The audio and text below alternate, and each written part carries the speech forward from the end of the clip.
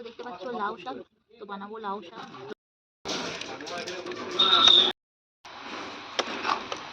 লাউ শাকের চচ্চড়ি আজকে বানিয়ে নিলাম লাউ শাকের চচ্চড়ি। তো কেন দিয়ে চারা মাছের ঝাল,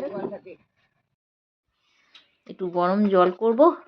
hello everyone, good morning, welcome to সঞ্চিতার ডেইলি লাইফস্টাইল ব্লগ। আর আমি সঞ্চিতা চলে এসেছি আপনাদের কাছে একটা নতুন ব্লগ নিয়ে। আর সকাল সকাল দেখতেই পাচ্ছেন ঠান্ডা তো মোটামুটি ভালোই আছে। আর এদিকে আমি চা আর সাথে চাল ভাজা ঝুড়ি ভাজা নিয়ে সকালবেলা বসে পড়েছি খেতে। আর এদিকে খাওয়া দাওয়া শেষ, তো চলে এলাম রান্নার জন্য। আর আজকে বানানো হবে লাউ শাক, লাউ পালং শাক, সাথে মটরশুঁটি, আলু, বেগুন দিয়ে, সিম দিয়ে হয়ে যাবে লাউ পালং শাকের সবজি। আর চলো লাউ পালং শাকটা আমি এখন কেটে নেব। আর লাউ শাকটা তো খুব সুন্দর, বেশ মোটা মোটা একদম সবুজ, আর আমার তো দেখে দারুণ লাগছে। কারণ আমি ছোটো থেকেই জানি যে লাউ শাক যত সবুজ আর মোটা হবে খেতে তত টেস্টি হবে আর তত দারুণ হবে।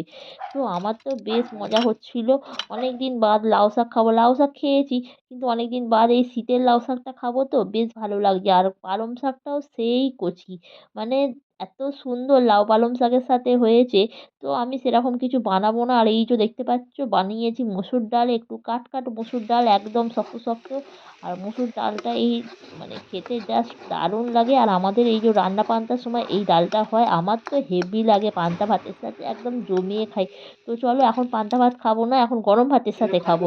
আর এদিকে দেখো আমি তেলের মধ্যে ফোড়ন দিয়ে দিয়েছি। আর আজকে খুব তাড়া আছে, তাড়াতাড়ি করে রান্না করছি, জানি না কী রান্না বান্না আমি তাড়াহুড়ো করে করবো।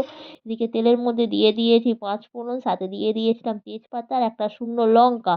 আর এদিকে দেখো লাউ শাক, সাথে পালং শাক, সিম, বেগুন, আলু একদম সমস্ত কিছু দিয়ে দিয়েছি কড়ার মধ্যে। এইবার জাস্ট নাড়বো। আর এর মধ্যেই ভাবছি মশলাগুলো দিয়ে দেবো, আদা, একটু জিরে আর কয়েকটা কাঁচা লঙ্কা। ব্যাস এই দিয়ে আমার শেষ হয়ে যাবে লাউ শাক। তো নুন আর চিনি তো আছেই, আর একটু দিয়ে দিলাম আদা। এবার আমি লাউ শাকটা ভালোভাবে নেড়ে চেড়ে নেবো। মোটামুটি তিনজন খাবো, তো তিনজনের জন্য বানাচ্ছি লাউ শাক। আর দেখো লাউ শাকটা একটু ভালোভাবে নেড়ে চেড়ে দিলাম। তো ভাবছি লাউ শাকটা কেমন হবে, কিন্তু খেতে দারুণ হয়েছিল, হেভি টেস্টি হয়েছিল।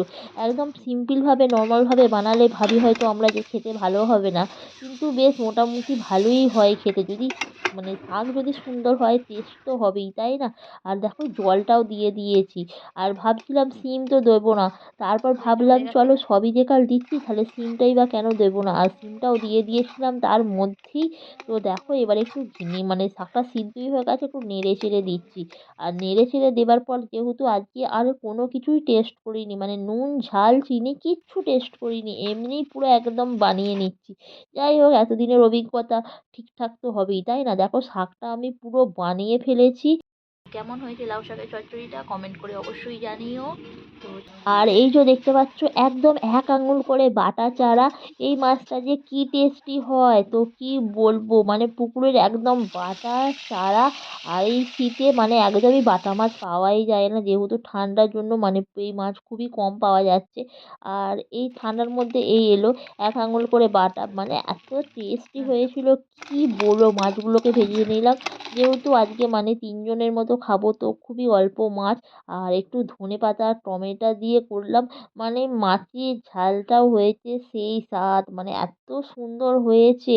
তো দেখো মানে দেখেই মনে হচ্ছে যে খাবারগুলো সমস্ত কিছু পুরো টেস্টি টেস্টি হবে। তো কিছুই সেরকম আজকে রান্না বান্না করিনি, এদিকে তো ডাল হয়ে গেল, শাক হয়ে গেল, আর একটু মাছের ঝাল। আর এই লাউ শাকের সাথে মাছের ঝাল না হলে তো একদমই ভালো লাগে না, সাথে মুসুরির ডাল, ওহ আমার যে কি প্রিয় আমি কি বলবো। মানে সেই ছোট্ট থেকে লাউ শাক, মাছের ঝাল আর ডাল হলে মানে আমার আর কিচ্ছু চাই না।